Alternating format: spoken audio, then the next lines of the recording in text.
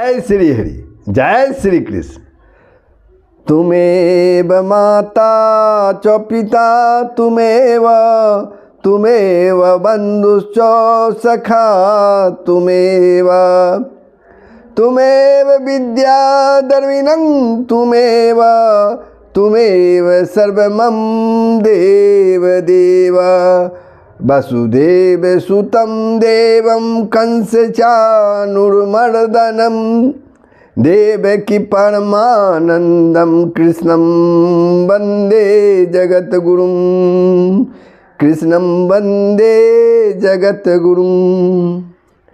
प्रभु, आप सबों ने श्रीमद् भगवत गीता के द्वितीय अध्याय के श्लोकों का श्रवण कर रहे हैं।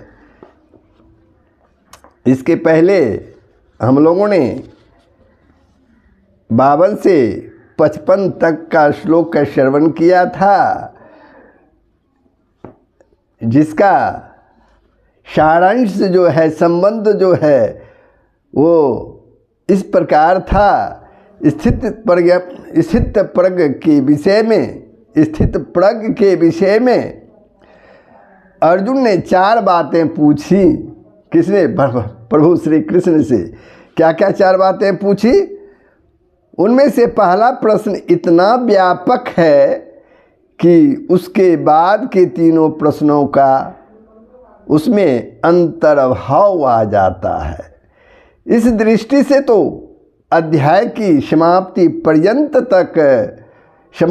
पर्यंत उस एक ही प्रश्न का उत्तर है, पर अन्य 3 प्रश्नों का भेद समझ के लिए ऐसा समझना चाहिए कि अब 2 श्लोकों में स्थित प्रज्ञ कैसे बोलता है। इस दूसरे प्रश्न का उत्तर दिया जाता है अगले श्लोक में। दुखेषु निमग्नः सुखेषु विगत स्पृहा वितराग भय क्रोध स्थित धीर में नुच्यते।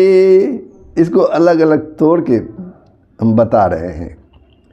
दुखेषु अनुद्विग्न मना सुखेषु विगत स्पृहा वितराग भय क्रोध स्थित धी मुनि उच्यते। इसका भाव है, अर्थ है, दुखों की प्राप्ति होने पर जिसके मन में उद्वेग नहीं होता, दुखों की प्राप्ति होने पर जिसके मन में उद्वेग नहीं होता, सुखों की प्राप्ति में जो सर्वथा निष्प्रिय रहता है, यानी निष्प्रिय मतलब उसको कोई फर्क नहीं पड़ता है, तथा जिसके राग भय और क्रोध नष्ट हो गए हैं, जिसके राग भय और क्रोध नष्ट हो गए हैं, ऐसे मुनि स्थिर बुद्धि कहा जाता है। ऐसे मुनि स्थिर बुद्धि कहा जाता है। इस श्लोक का यही अर्थ है। अब प्रश्न उठता है, यहाँ पर एक पद आया है, दुखेषु अनुद्विग्नमनः का क्या भाव है, ये समझ लेना भी जरूरी है। इससे स्थिर बुद्धि मनुष्य के अंतःकरण में उद्वेग का सर्वथा अभाव दिखलाया है। अभिप्राय यह है कि जिसकी बुद्धि परमात्मा के स्वरूप में अचल स्थिर हो जाती है, परमात्मा के स्वरूप में अचल स्थिर हो जाती है, माने भटकता नहीं है, उस परमात्मा को प्राप्त हुए महापुरुष को साधारण दुखों की तो बात ही क्या, भारी से भारी दुख भी उस स्थिति से विचलित नहीं कर सकते। उस स्थिति से उसको विचलित नहीं कर सकते, कितनों भारी दुख आ जाए। शस्त्रों द्वारा शरीर का काटा जाना, किसी शस्त्र द्वारा, हथियार द्वारा शरीर का काटा जाना अत्यंत दुस्सह सर्दी गर्मी, वर्षा और बिजली आदि से होने वाली शारीरिक पीड़ा अति उत्कट रोग जनित व्यथा, प्रिय से प्रिय वस्तु का आकस्मिक वियोग, प्रिय से प्रिय वस्तु का आकस्मिक वियोग, बिना कारण ही संसार में महान अपमान एवं तिरस्कार और निंदा निंदकी हो जाना, इसके सिवा और भी जितने महान दुखों के कारण हैं, और भी महान दुखों के कारण है, वे सब एक साथ उपस्थित होकर भी उसके मन में किंचित मात्र भी उद्वेग नहीं उत्पन्न कर सकता। मतलब जितने भी दुख हैं वे अगर शरीर में सामने में अगर सभी उपस्थित एक साथ हो जाते हैं तो उनके मन में किंचित मात्र भी उद्योग नहीं, उनके मन में, उन महापुरुष के मन में थोड़ा सा भी उद्वेग नहीं उत्पन्न कर सकता वो दुख। इस कारण उसके वचनों में भी सर्वथा उद्वेग का अभाव होता है, उनके वो जो बोलते हैं उसमें भी उद्वेग का अभाव होता है। यदि लोक संग्रह के लिए उसके द्वारा, यदि लोक संग्रह के लिए उसके द्वारा शरीर या वाणी से कहीं उद्योग का भाव दिखलाया जाए तो वह वास्तव में उद्योग नहीं है। अब एक पद और आया है, सुखेषु विगत स्पृह, सुखेषु विगत स्पृह, इसका क्या भाव है ये समझ लेते हैं। इससे स्थिर बुद्धि मनुष्य के अंतःकरण में, इससे स्थिर बुद्धि मनुष्य के अंतःकरण में दोष का सर्वथा अभाव दिखलाया गया है। अभिप्राय यह है कि वह दुख, अभिप्राय इसका मतलब यह है कि वह दुख और सुख दोनों में सदा ही सम रहता है, बराबर रहता, कोई फर्क नहीं पड़ता। जिस प्रकार बड़े से बड़ा दुख उसे अपनी स्थिति से विचलित नहीं कर सकता, बड़े से बड़ा दुख भी उसे अपनी स्थिति से, जो इसकी स्थिति है उसे विचलित नहीं कर सकता, उसी प्रकार बड़े से बड़ा सुख भी उसके अंतःकरण में किंचित मात्रा नहीं, थोड़ा सा भी स्पृहा का भाव नहीं उत्पन्न कर सकता। स्पृहा का भाव नहीं उत्पन्न कर सकता। इस कारण उसकी वाणी में स्पृहा के दोष का सर्वथा अभाव होता है, स्पृहा के दोष का सर्वथा अभाव होता है। यदि लोक संग्रह के लिए उसके द्वारा शरीर या वाणी से कहीं स्पृहा का भाव दिखलाया जाए तो वह वास्तव में स्पृहा नहीं है, तो वह वास्तव में स्पृहा नहीं है। अब एक पद और आया है इसमें, इस श्लोक में, वितराग भय क्रोध, वितराग भय क्रोध, तो इसका क्या भाव है वो सुन लीजिए। इससे स्थिर बुद्धि योगी के अंतःकरण और वाणी में आसक्ति, भय और क्रोध का सर्वथा अभाव दिखलाया गया है। अभिप्राय यह है कि किसी भी स्थिति में, किसी भी घटना से उसके अंतःकरण में न तो किसी प्रकार की आसक्ति उत्पन्न हो सकती है, न तो किसी प्रकार की आसक्ति उत्पन्न हो सकती है, न किसी प्रकार का जरा भी भय हो सकता है, और न क्रोध ही हो सकता है। इस कारण उसकी वाणी भी आसक्ति, भय और क्रोध के भावों से रहित, शांत और सरल होती है। लोक संग्रह के लिए उसके शरीर या वाणी की क्रिया द्वारा आसक्ति, भय या क्रोध का भाव दिखलाया जा सकता है, पर वास्तव में उसके मन या वाणी में, उसके मन या वाणी में, वचन में किसी तरह का कोई विकार नहीं रहता। केवल वाणी की उपर्युक्त समस्त विकारों से रहित करके बोलना तो किसी भी धैर्य युक्त बुद्धिमान पुरुष के लिए भी संभव है, धैर्यवान पुरुष के लिए भी संभव है, पर उसके अंतःकरण में विकार हुए बिना नहीं रह सकता एक धैर्यवान पुरुष में।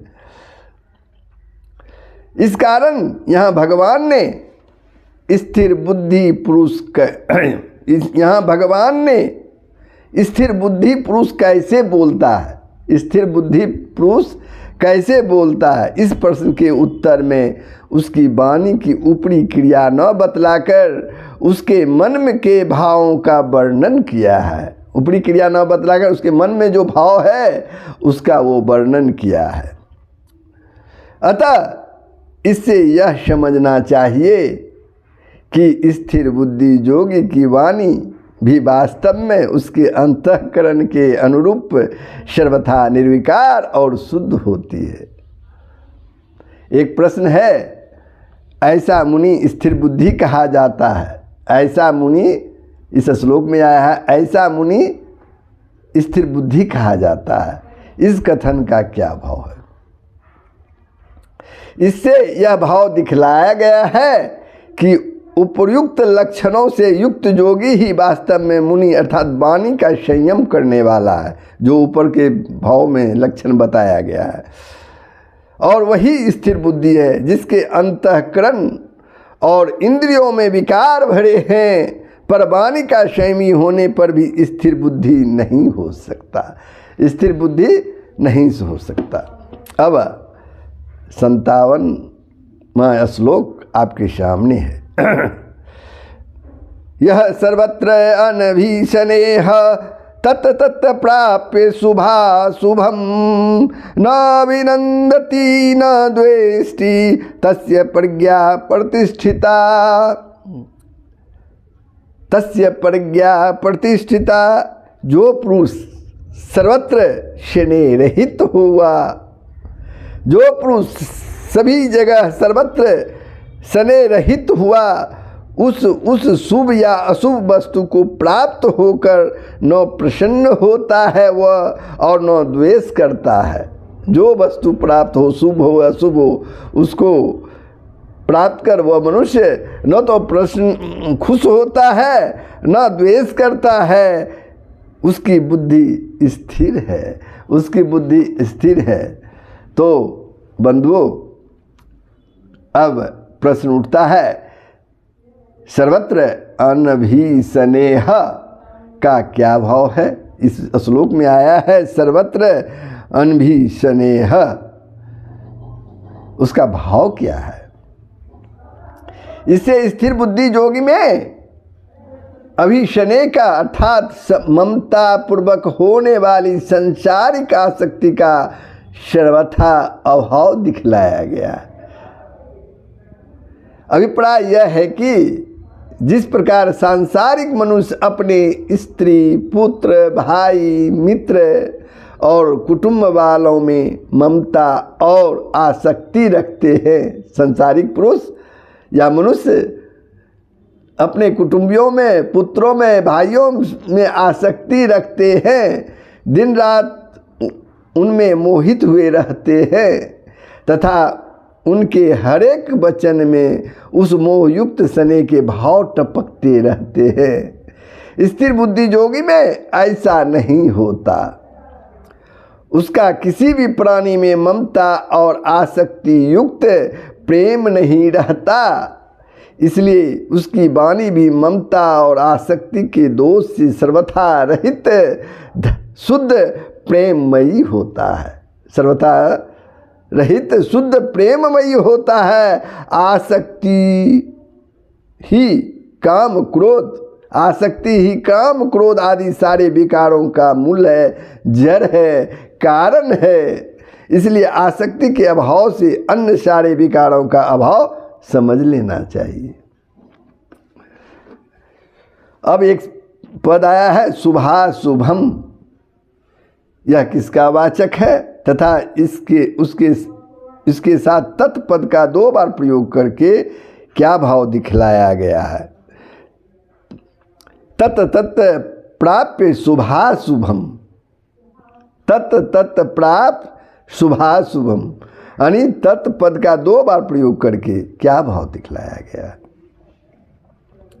जिनको प्रिय और अप्रिय तथा अनुकूल और प्रतिकूल कहते हैं, प्रिय और अप्रिय तथा अनुकूल और प्रतिकूल कहते हैं, उन्हीं का वाचक यहाँ शुभाशुभम पद है। वास्तव में स्थिर बुद्धि योगी का संसार की किसी भी वस्तु में अनुकूल या प्रतिकूल भाव नहीं रहता।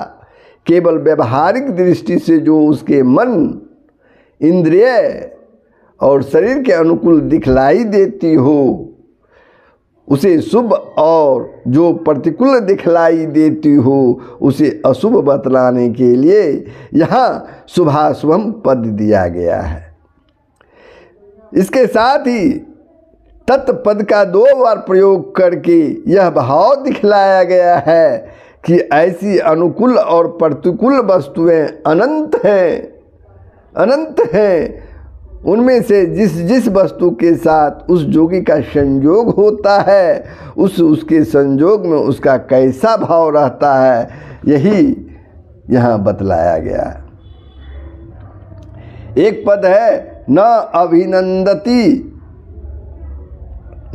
अभिनंदती, इसका क्या भाव है? इससे यह भाव दिखलाया गया है कि उपर्युक्त शुभाशुभम वस्तुओं में से किसी भी शुभ अर्थात अनुकूल वस्तु का संयोग होने पर साधारण मनुष्यों के अंतःकरण में बड़ा हर्ष होता है। साधारण मनुष्य उसके हृदय में बड़ा खुशी होता है। अतः वे हर्ष में मग्न होकर वाणी द्वारा बड़ी प्रसन्नता प्रकट करते हैं और उस वस्तु की स्तुति किया करते हैं। अगर मनवांछित वस्तु प्राप्त हो जाए तो साधारण मनुष्य जो है उसके अंदर में, उसके अंतःकरण में बड़ी खुशी प्रकट होता है और वाणी द्वारा अपनी खुशी को भी प्रकट करता है। किंतु स्थिर बुद्धि योगी का, लेकिन जो स्थिर बुद्धि योगी है उसका अत्यंत अनुकूल वस्तु के साथ संयोग होने पर भी उसके अंतःकरण में थोड़ा सा भी हर्ष का विकार नहीं होता, खुशी का विकार नहीं होता। खुशी को भी एक विकार माना गया है। इस कारण उसकी वाणी भी हर्ष के विकार से सर्वथा शून्य होती है। वह किसी भी अनुकूल वस्तु या प्राणी की हर्ष गर्भित स्तुति नहीं करता। यदि उसके शरीर या वाणी द्वारा लोक संग्रह के लिए कोई हर्ष का भाव प्रकट किया जाता है या स्तुति की जाती है तो वह हर्ष का विकार नहीं है। वह हर्ष का विकार नहीं है। अब आगे बढ़ते हैं।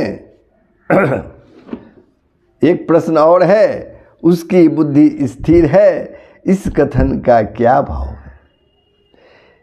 इससे यह भाव दिखलाया गया है कि जो महापुरुष उपर्युक्त लक्षणों से संपन्न हो, जो लक्षण ऊपर में बतलाया गया है, जिनके अंतःकरण और इंद्रियों में किसी भी वस्तु या प्राणी के संयोग वियोग में किसी भी घटना से किसी प्रकार का तनिक भी विकार कभी नहीं होता, चाहे कोई घटना हो जाए उसके अंतर्गत में कोई विकार नहीं होता हो, उनको स्थिर बुद्धि योगी समझना चाहिए। स्थिर बुद्धि योगी किसे समझना चाहिए? जिसके अंतःकरण में कुछ भी घटना घटित हो, चाहे हर्ष की चाहे विषाद की, अगर उसके अंतःकरण में तनिक भी विकार कभी नहीं उत्पन्न होता है तो उसको स्थिर बुद्धि योगी समझना चाहिए। इन 2 श्लोकों में बोलने की बात तो स्पष्ट रूप से कहीं नहीं आई है, फिर भी यह कैसे समझा जा सकता है कि इनमें वह कैसे बोलता है? इस प्रश्न का उत्तर भी दिया गया है। वो उत्तर है, यह तो पहले ही कहा जा चुका है कि यहाँ साधारण बोलने की बात नहीं है। केवल वाणी की बात हो तब तो कोई भी दम्मी, अहंकारी या पाखंडी मनुष्य भी रटकर अच्छी से अच्छी वाणी बोल सकता है। यहाँ तो यथार्थ में मन के भावों की प्रधानता है। इन 2 श्लोकों में बतलाए हुए मानसिक भावों के अनुसार इन भावों से भावित जो वाणी होती है, इन भावों से भरा हुआ जो वाणी होती है, उसी से भगवान का तात्पर्य है।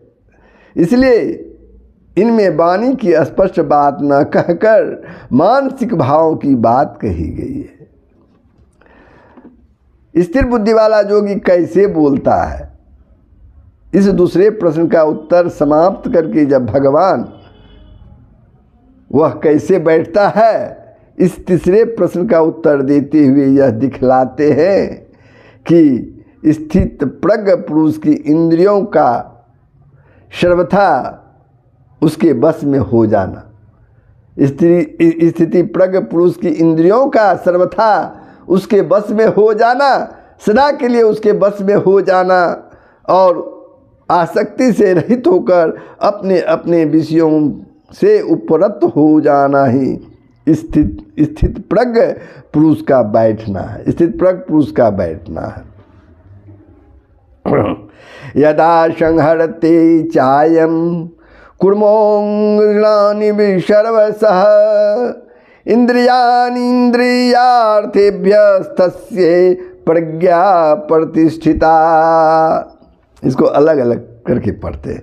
यदा संहरते च अयम कुर्मः अंगानि इव सर्वशः इंद्रियाणि इंद्रियार्थेभ्य तस्य प्रज्ञा प्रतिष्ठिता।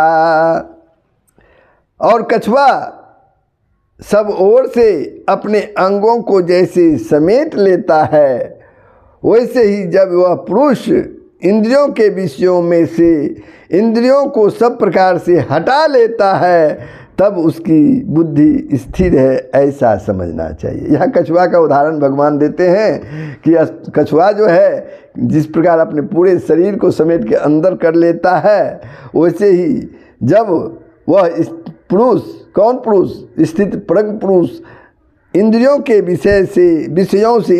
विषयों से इंद्रियों को सब प्रकार से हटा लेता है, तब उसकी बुद्धि स्थिर है, ऐसा ही समझना चाहिए। अब यहाँ प्रश्न उठता है, कछुए की भांति इंद्रियों के विषयों से इंद्रियों को सब प्रकार से हटा लेना क्या है? इंद्रियों के विषयों से इंद्रियों को सब प्रकार से हटा लेना क्या है? इसका उत्तर समझ लीजिए।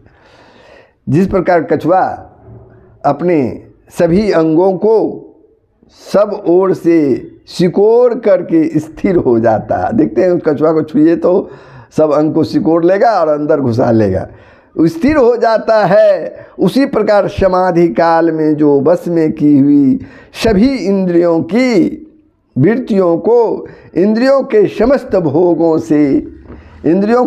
भोगों से हटा लेता है, हटा लेना है। किसी भी इंद्रियों को किसी भी भोग की ओर आकर्षित न होने देना, किसी भोग की ओर आकर्षित न होने देना किसी भी इंद्रिय को, तथा उन इंद्रियों में मन और बुद्धि को विचलित करने की शक्ति न रहने देना है। यही कछुए की भांति इंद्रियों को इंद्रियों के विषयों से हटा लेना है।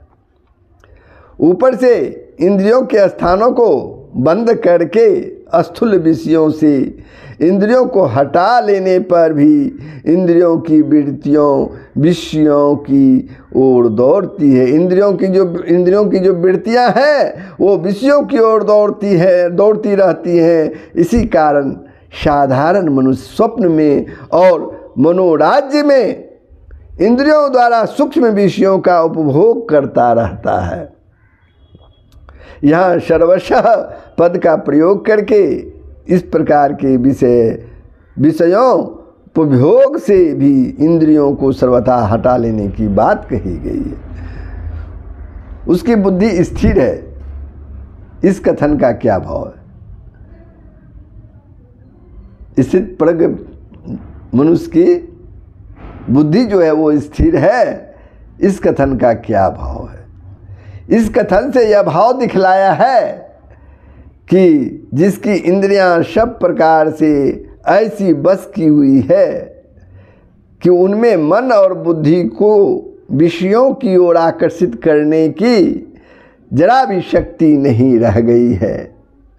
और इस प्रकार से बस में की हुई अपनी इंद्रियों को जो सर्वथा विषयों से हटा लेता है, जो सदा के लिए विषयों से हटा लेता है, उसी की बुद्धि स्थिर रहती है। जिसकी इंद्रियां बस में नहीं है उसकी बुद्धि स्थिर नहीं रह सकती। अगर इंद्रियां ही बस में नहीं है तो बुद्धि कहाँ से स्थिर रहेगी? क्योंकि इंद्रियां मन और बुद्धि को जबरदस्ती विषय सेवन में लगा देती है, जबरदस्ती ही विषय सेवन में लगा देती है। पूर्व श्लोक में तीसरे प्रश्न का उत्तर देते हुए स्थित प्रज्ञ के बैठने का प्रकार बतलाकर अब उसमें होने वाली शंकाओं का समाधान करने के लिए अन्य प्रकार से किए जाने वाले इंद्रिय संयम की अपेक्षा स्थित प्रज्ञ के इंद्रिय संयम की विलक्षणता दिखलाते हैं। विषया विनिर्वर्तन्ते निराहारस्य देहिना रसवर्जं रसोप्यस्य परम दृष्ट्वा निर्वर्तते। अलग अलग विषया विनिवर्तन्ते निराहारस्य देहिना रसवर्जं रसः अपि अस्य परम दृष्ट्वा निर्वर्तते। इंद्रियों के द्वारा विषयों को ग्रहण न करने वाले, इंद्रियों के द्वारा विषयों को न ग्रहण करने वाले पुरुष के भी केवल विषय तो निवृत्त हो जाते हैं, विषय तो निवृत्त हो जाते हैं, परंतु उनमें रहने वाली आसक्ति निवृत्त नहीं होती। इस स्थिति प्रज्ञ पुरुष की तो आसक्ति भी परमात्मा का साक्षात्कार करके निवृत्त हो जाते हैं। यहाँ निराहारस्य विशेषण के सहित देहिना पद किसका वाचक है? संसार में जो भोजन का परित्याग कर देता है, संसार में जो भोजन का परित्याग कर देता है, छोड़ देता है, उसे निराहार कहते हैं। परंतु यहाँ निराहारस्य पद का प्रयोग इस अर्थ में नहीं है, क्योंकि यहाँ विषयः पद में बहुवचन का प्रयोग करके समस्त सभी विषयों के निवृत्त हो जाने की बात कही गई है। भोजन के त्याग से तो केवल जिह्वा इंद्रियां के विषय की ही निवृत्ति होती है। अगर भोजन का त्याग कर देंगे, ये जिह्वा जो इंद्री है, इंद्रियों के ही विषय की निवृत्ति होती है, छूटती है। शब्द स्पर्श रूप और गंध की निवृत्ति नहीं होती। शब्द स्पर्श रूप और गंध की निवृत्ति जो है वो नहीं होती, ये नहीं छूटता है। अतः यह समझना चाहिए कि जिस इंद्रियों का जो विषय है वही उसका आहार है। इस दृष्टि से जो सभी इंद्रियों के द्वारा समस्त इंद्रियों के विषयों का ग्रहण करना छोड़ देता है, ऐसे देहाभिमानी, देह का अभिमान करने वाला मनुष्य का वाचक यहाँ निराहारस्य विशेषण के सहित देहिना पद दिया गया है। अब एक प्रश्न और है, ऐसे मनुष्य के भी केवल विषय तो निवृत्त हो जाते हैं, विषय तो हट जाते हैं, परंतु उनमें रहने वाली आसक्ति निवृत्त नहीं होती, नहीं हटती। इस कथन का क्या भाव है? इससे यह भाव दिखलाया गया है कि विषयों का परित्याग कर देने वाला अज्ञानी भी, विषयों का परित्याग कर देना, छोड़ देने वाला अज्ञानी भी ऊपर से तो कछुए की भांति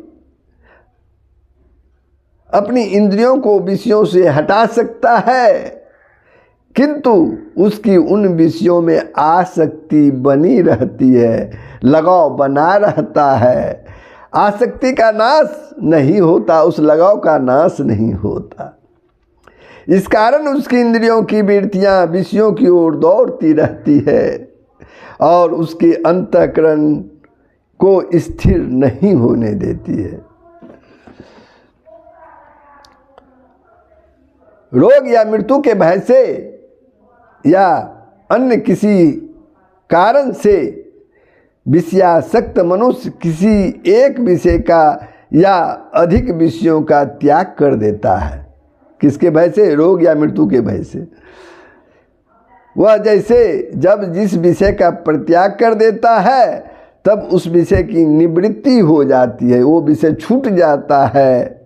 वैसे ही सभी विषयों का त्याग करने से समस्त विषयों की निवृत्ति भी हो सकती है, परंतु यह निवृत्ति हठ, भय या अन्य किसी कारण से आसक्ति रहते ही होती है। ऐसी निवृत्ति से वस्तुतः आसक्ति की निवृत्ति नहीं हो सकती। आसक्ति की निवृत्ति नहीं हो सकती, यानी आसक्ति का नहीं छूट सकता। दंभी मनुष्य लोगों को दिखलाने के लिए, दंभी मनुष्य मतलब अहंकारी मनुष्य लोगों को दिखलाने के लिए किसी भी समय जब बाहर से 10 इंद्रियों के शब्द आदि विषयों का परित्याग कर देता है तब ऊपर से तो विषयों की निवृत्ति हो जाती है, परंतु आसक्ति रहने के कारण मन के द्वारा वह इंद्रियों के विषयों का चिंतन ही करता रहता। ऊपर से तो हटा दिया, लेकिन मन के अंदर उन विषयों का वो चिंतन करता रहता है। अतः उसकी आसक्ति पूर्ववत पहले की जैसी ही बनी रहती है विषयों पर। भौतिक सुखों की कामना वाला मनुष्य, भौतिक सुखों की कामना वाला मनुष्य अनिमादि सिद्धियों की प्राप्ति के लिए या अन्य किसी प्रकार के विषय सुख की प्राप्ति के लिए ध्यान काल में या समाधि अवस्था में 10 इंद्रियों के विषयों का ऊपर से तो त्याग कर देता है और मन में भी उसका चिंतन नहीं करता, मन में भी उस विषयों का चिंतन नहीं करता, तो भी उन भोगों में उसकी आसक्ति बनी रहती है, आसक्ति का नाश नहीं होता। इस प्रकार स्वरूप से विषयों का परित्याग कर देने पर विषय तो निवृत्त हो सकते हैं, पर उनमें रहने वाली आसक्ति निवृत्त नहीं होती, आसक्ति नहीं हट पाती है। एक प्रश्न, यहाँ रस का अर्थ आस्वादन अथवा मन के द्वारा उपभोग मानकर उसका रस निवृत्त नहीं होता। इस वाक्य का अर्थ यदि यह मान लिया जाए कि ऐसा पुरुष स्वरूप की विषयों का त्यागी होकर भी मन से उसके उपभोग का आनंद लेता रहता है। मान लीजिए कोई मनुष्य को मिठाई का अधिक शौक है, लेकिन अगर उसको वो त्याग भी देता है और मन ही मन उसका उस मिठाई का ऐसा था कैसा था ये आनंद लेता रहता है, तो क्या आपत्ति है? ये प्रश्न है। निवृत्ति तो हो गई, मिठाई वो नहीं खा रहा है, लेकिन मन ही मन उसके रस का उसको जो है वो आनंद उसका लेते रहता है, मन ही मन बिना खाए।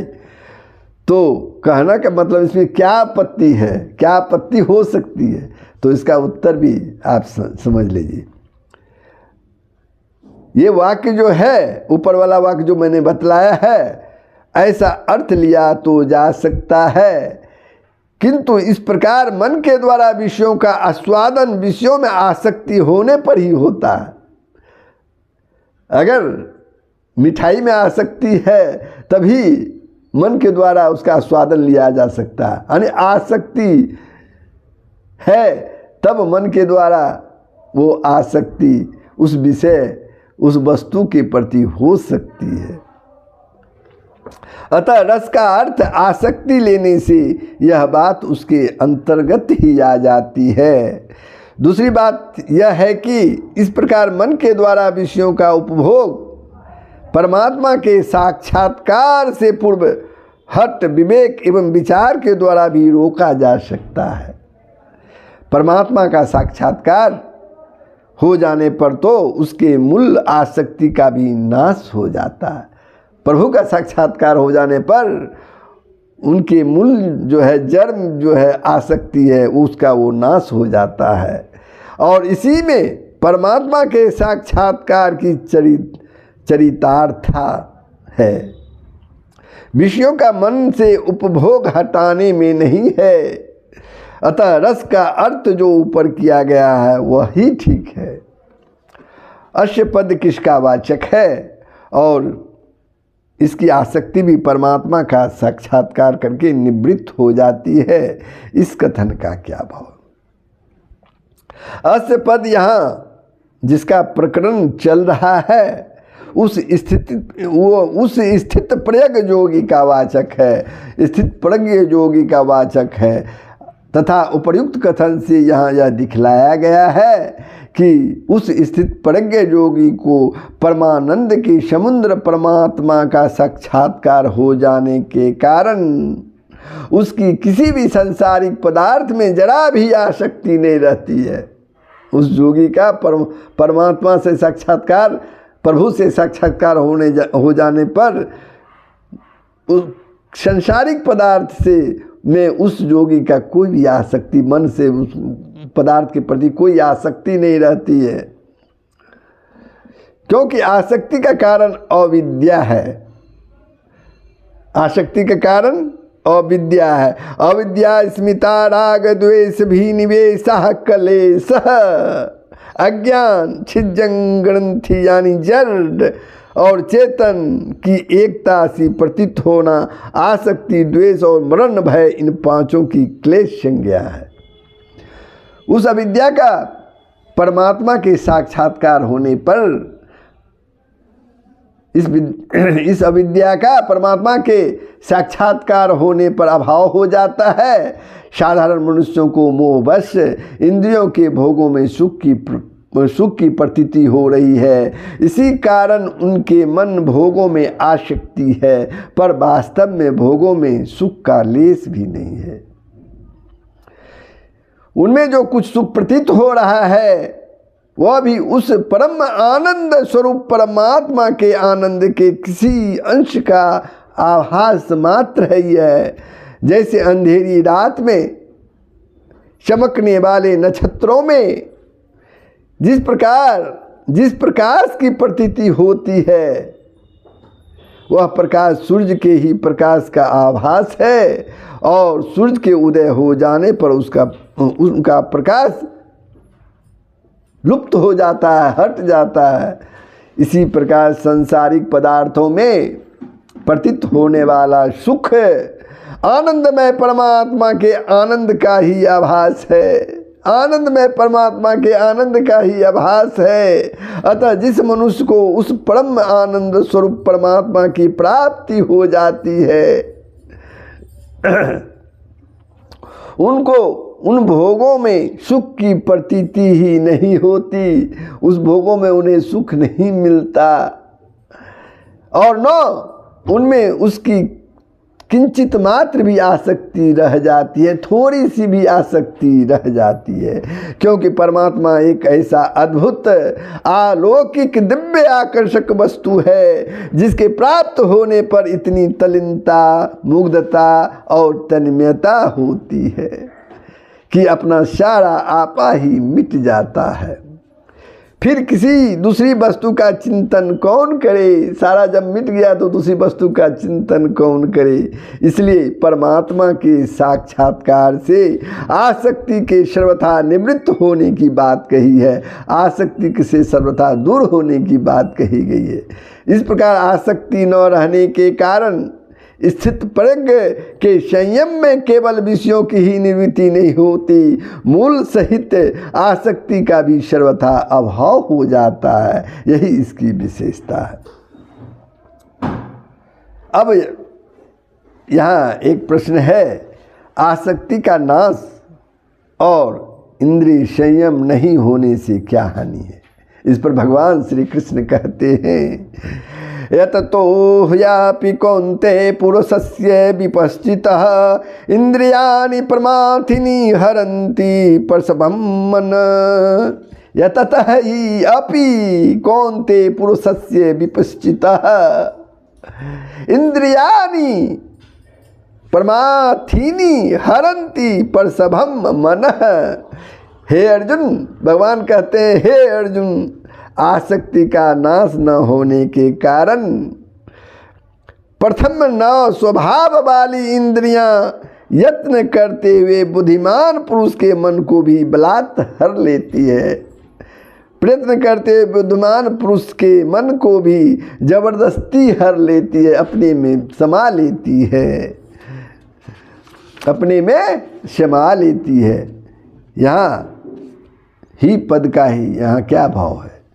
ही पद यहाँ देहली दीपकन्या से इस श्लोक का पूर्व श्लोक से तथा अगले श्लोक के साथ भी संबंध बतलाता। पूर्व श्लोक के से अगले श्लोक का भी संबंध बतलाता है। पिछले श्लोक में यह बात कही गई है कि विषयों का केवल स्वरूप से त्याग करने वाले पुरुष के विषय ही निवृत्त होते हैं, उनमें उसका राग निवृत्त नहीं होता। इस पर यह जिज्ञासा हो सकती है कि राग के निवृत्त न होने से क्या हानि है। इसके उत्तर में इस श्लोक में यह बात कही गई है कि जब तक मनुष्य की विषयों में आसक्ति बनी रहती है तब तक उस आसक्ति के कारण उसकी इंद्रियां उसे जबरदस्ती विषयों में प्रवृत्त कर देती है, विषयों में संलग्न कर देती है। अतएव उसकी मन सहित बुद्धि परमात्मा के स्वरूप में स्थिर नहीं हो पाती। और चूंकि इंद्रियां इस प्रकार जबरदस्ती मनुष्य के मन को हर लेती है, इसलिए अगले श्लोक में भगवान कहते हैं कि इन सब इंद्रियों को बस में करके मनुष्य समाहित चित्त एवं मेरे प्रायण होकर ध्यान में स्थित होना चाहिए। इस प्रकार ही पद से पिछले और अगले दोनों श्लोकों के साथ इस श्लोक का संबंध बतलाया गया। अब यहाँ एक प्रश्न और है, इंद्रियाणी पद के साथ प्रमाथिनी विशेषण का प्रयोग का क्या भाव है? प्रमाथिनी विशेषण का प्रयोग करके यह दिखलाया गया है इस श्लोक में कि जब तक मनुष्य की इंद्रियां बस में नहीं हो जाती, जब तक मनुष्य की इंद्रियां उनके बस में नहीं हो जाती और जब तक उसकी इंद्रियों के विषयों में आसक्ति रहती है, तब तक इंद्रियां मनुष्य के मन को बार बार विषय सुख का प्रलोभन देकर, लोभ देकर उसे स्थिर नहीं होने देती, उसका मंथन ही करती रहती है। यहाँ यततः और विपश्चितः इन दोनों विशेषणों के सहित पुरुषस्य पद किस मनुष्य का वाचक है और अपि पद के प्रयोग का क्या भाव है? जो पुरुष शास्त्रों के श्रवण मनन से और विवेक विचार से, जो पुरुष शास्त्रों के श्रवण मनन से और विवेक विचार से विषयों के दोषों को जान लेता है और उसकी इंद्रियों को हटाने का यत्न भी करता रहता है, प्रयास भी करता रहता है, किंतु जिसकी विषयासक्ति का नाश नहीं हो सका है, इसी कारण जिसकी इंद्रियां बस में नहीं है, ऐसे बुद्धिमान यत्नशील साधक का वाचक यहाँ यततः और विपश्चितः इन दोनों विशेषणों के सहित पुरुषस्य पद है। इसके सहित अपि का पद का प्रयोग करके यहाँ यह भाव दिखलाया है कि जब वे